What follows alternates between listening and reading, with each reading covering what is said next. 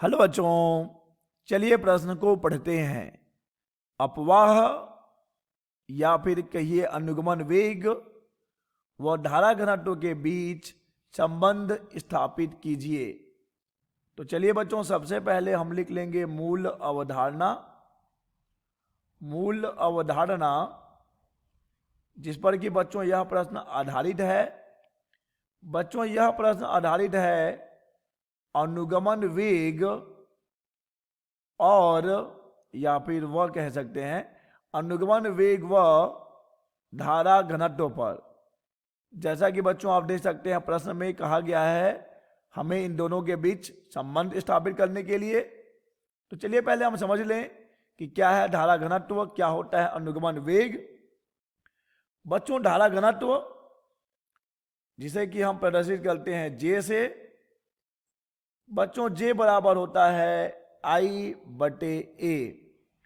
अगर हम इसे परिभाषित करें तो हम क्या लिखेंगे बच्चों कि किसी भी चालक के प्रति एकांक अनुप्रस्थ परिच्छेद के क्षेत्रफल से बहने वाली विद्युत धारा को परिच्छेद के उस बिंदु पर धारा घनत्व कहते हैं।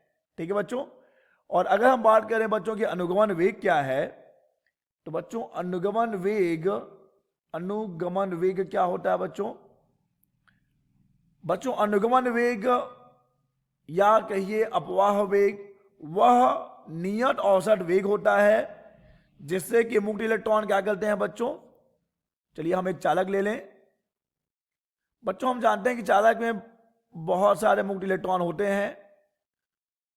तो बच्चों सामान्य अवस्था में ये मुक्त इलेक्ट्रॉन उष्मीय प्रक्षोभ के कारण अनियमित गति करते रहते हैं और उस अनियमित गति के कारण ये आपस में टकराते हैं जिसके कारण कि बच्चों किसी भी एक निश्चित दिशा में इनका परिणामी वेग शून्य होता है।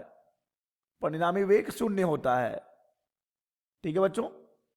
यानी कि इलेक्ट्रॉन कुल मिला के किसी भी एक निश्चित दिशा में प्रवाहित नहीं हो रहे होते हैं। परंतु बच्चों जब हम इसके सिरों पर विभवांतर आरोपित करते हैं जिससे कि इसके अंदर क्या होगा बच्चों एक विद्युत क्षेत्र आएगा और ये विद्युत क्षेत्र की दिशा जो है बच्चों धन से माइनस की ओर होगी, धन से ऋण की ओर होगी। तो बच्चों इस विद्युत क्षेत्र के कारण जो हमने बाहर से आरोपित किया हुआ है, इस विद्युत क्षेत्र के कारण इलेक्ट्रॉनों को एक दिशा मिल जाती है। अब इलेक्ट्रॉन इस चालक के धन सिरे की ओर चलने लगते हैं, खींचे चले जाते हैं और बच्चों इलेक्ट्रॉन इस बाह्य विद्युत क्षेत्र के प्रभाव में जिस औसत वेग से इस चालक के धनात्मक सिरे की ओर खींचे चले जाते हैं, उसी औसत वेग का नाम है बच्चों अनुगमन वेग। और अगर हम बात करें अनुगमन वेग के सूत्र की तो ये होता है माइनस E/m टाउ, जहां पर Vd है अनुगमन वेग, E है इलेक्ट्रॉन पर आवेश, m है इलेक्ट्रॉन का द्रव्यमान, E है लगाया गया विद्युत क्षेत्र और टाउ जिसे कि हम नाम देते हैं विश्रांति काल का, विश्रांति काल। ठीक है बच्चों। तो चलिए बच्चों अब हम आते हैं अपने प्रश्न पर, क्योंकि अब हम समझ चुके हैं कि अनुगमन वेग क्या है, धारा घनत्व क्या है। अब हम इन दोनों के बीच संबंध स्थापित करेंगे। तो चलिए बच्चों हम ले एक चालक, हम ले रहे हैं एक चालक। ये रहा हमारा प्यारा सा चालक, प्यारा सा चालक बच्चों, ये हमारा प्यारा सा चालक जिसकी लंबाई हम ले रहे हैं, हम मान रहे हैं कि इसकी लंबाई कितनी है बच्चों, हम ये मान रहे हैं कि इसकी लंबाई है L और इसका अनुप्रस्थ परिच्छेद है A। ठीक है बच्चों। तो इस चालक को हम कुछ नाम दे देते हैं। चालक को हम नाम दे रहे हैं PQ का। अब बच्चों इसकी लंबाई L है, अनुप्रस्थ परिच्छेद A है। तो अगर हम बात करें कि चालक का आयतन कितना होगा, तो बच्चों चालक का आयतन हो जाएगा A गुणा L, अनुप्रस्थ परिच्छेद का क्षेत्रफल गुणा लंबाई। बच्चों अब अगर मान लीजिए कि इस चालक के प्रति एकांक आयतन में मुक्त इलेक्ट्रॉनों की संख्या स्मॉल n है, तो इसमें कुल मुक्त इलेक्ट्रॉन कितने हो जाएंगे बच्चों, कुल मुक्त इलेक्ट्रॉन कितने हो जाएंगे बच्चों। एकांक आयतन में अगर स्मॉल n है तो कुल मुक्त इलेक्ट्रॉन हो जाएंगे आयतन गुणा स्मॉल n, क्योंकि ये हो जाएगा हमारा आयतन और ये हो जाएगा एकांक आयतन में इलेक्ट्रॉनों की संख्या। बच्चों हम ये भी जानते हैं कि एक इलेक्ट्रॉन पर जो आवेश होता है वो E होता है। तो बच्चों इस चालक पर कुल आयतन कितना हो जाएगा? चालक पर, चालक है बच्चों ये, चालक पर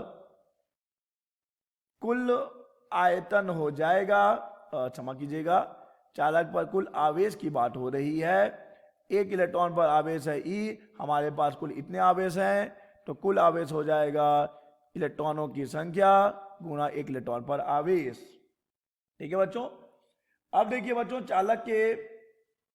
चालक को हमने क्या किया बच्चों, किसी बैटरी से जोड़ा हुआ है। हमने चालक को बैटरी से जोड़ा है बच्चों, ये अच्छा रुक जाइए, चालक को हम बैटरी से जोड़ लें, प्लस माइनस, प्लस और ये माइनस। तो ये रहा बच्चों धनात्मक सीधा, ये ऋणात्मक सीधा है, और ये हमने दिखाया था कि एक इलेक्ट्रॉन पर E आवेश है। तो बच्चों इससे क्या होगा कि यहां पर इस चालक के अंदर एक विद्युत क्षेत्र E उत्पन्न होगा, और इस विद्युत क्षेत्र के कारण मुक्त इलेक्ट्रॉन क्या होंगे बच्चों, इस विद्युत क्षेत्र के विपरीत एक औसत वेग Vd से चलने लगेंगे, जिसे कि हम नाम देते हैं अनुगमन वेग का बच्चों, या इसे ही हम अपवाह वेग भी कहते हैं। ध्यान दीजिएगा दोनों एक ही है।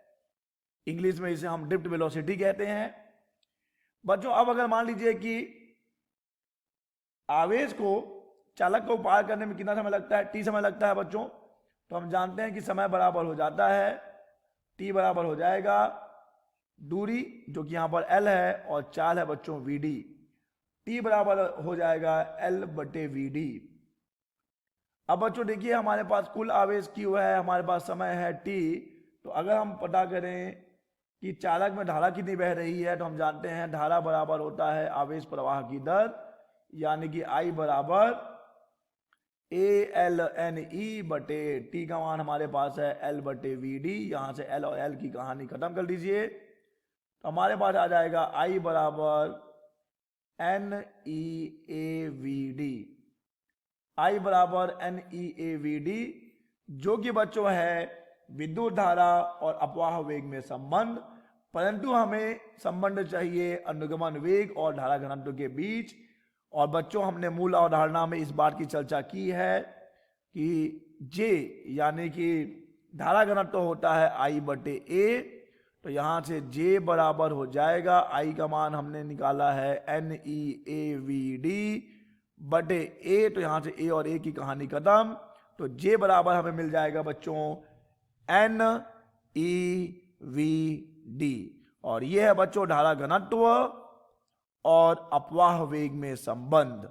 आशा करते हैं बच्चों आपको यह प्रश्न समझ आया होगा। धन्यवाद।